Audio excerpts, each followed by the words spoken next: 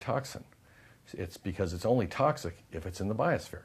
So if we segregate our materials into biological materials and technical materials, we'll have a safe, healthy world with the infinite reuse of many materials and the possibility of growing food to make us all nourished properly and healthfully over a long period of time. So this is the long-term vision. The other thing that goes along with that, though, would have to be the systems of reverse logistics, and this is where green ops comes in. Because reverse logistics means getting it back. And if we can't get the biological nutrients back to the soil, we have a problem. If we can't get the technical nutrients back to industry, we have a problem. So when we think about something like as simple as a bottle or even our book, these are technical nutrients. The book is plastic. It's the first plastic trade book. These are designed to go back into technical cycles.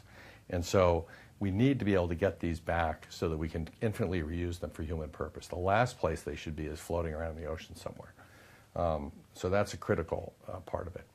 The next part of it is that we ought to look at our energy systems. And so under cradle-to-cradle protocols, energy comes from the sun. We want the energy to come from renewable resources. And so we push for that. And it's really exciting to see many of our clients who are developing their businesses and their production around wind power or solar power. It's really a great thing to see and watch it come out as we move forward. And the next thing we want is clean water. And this isn't to say just simply use less water. We're saying water clean enough to drink. And I'll give you an example. We designed a textile, fabric in Switzerland at a textile mill where we went in and looked at 8,000 chemicals in the textile industry, and using intellectual filters of no more cancer, birth defects, or heavy metal content and things like that, we eliminated 7,962. We were left with 38 chemicals, and we did the entire fabric line with them, and the fabric that came out is clean enough to eat. The trimmings of the cloth, which before we got there had been declared hazardous waste by the Swiss government, had to be buried or burned in Switzerland, was now mulch for the local garden club. So what we realized is we could actually design things this way, where the water coming out of that mill was as clean as the water going in, which was Swiss drinking water. Now, the reason this is important, and it's not efficiency, as Melissa pointed out, is that if we were simply trying to be efficient, we would have taken the old system and tried to reduce the amount of water. The problem with that is if you go look at a textile mill, say in China, and you go downstream of that textile mill, the river runs black, and it's dead. And when you look at it, you realize that if you just said use less water, then they would release their toxins in a more concentrated form. That really doesn't change the river. But if you said the water coming out of the textile mill has to be clean enough to drink, now we go in and look at the thousands of chemicals being used by the company. We substitute all the healthful ones for the unhealthful ones, and the river runs clear.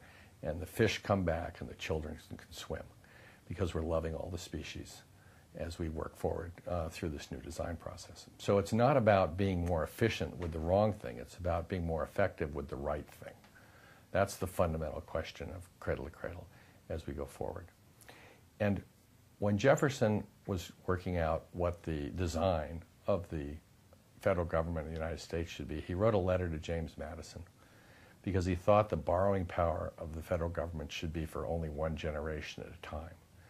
And his logic was this. He said, the earth belongs to the living.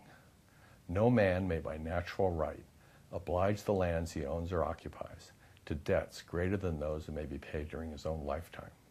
Because if he could, then the world would belong to the dead and not to the living. The world would belong to the dead.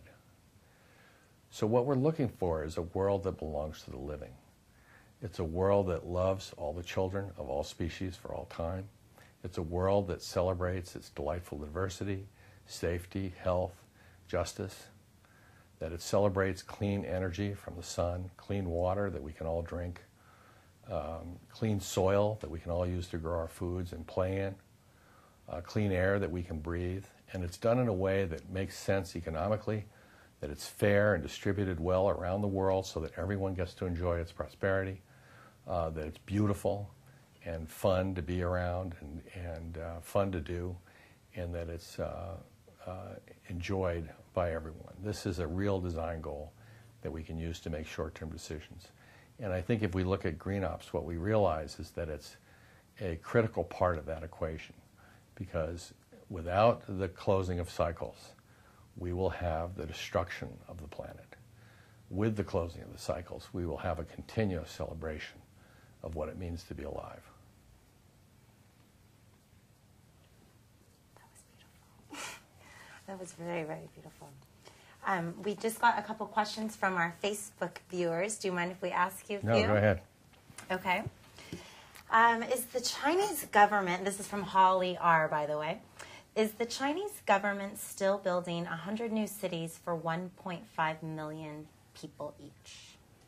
Well, the situation in China is pretty dramatic right now, because they have hundreds of millions of people in the countryside who are looking to go to the cities for opportunity, for their children, for education, and to be connected to the larger opportunities that are available in cities. And so I think what we will see, as we saw last year, the populations of cities surpassed the population of the rural countryside the year before last. It became more than 50-50. And we will see by mid-century 80% of the world's people living in cities.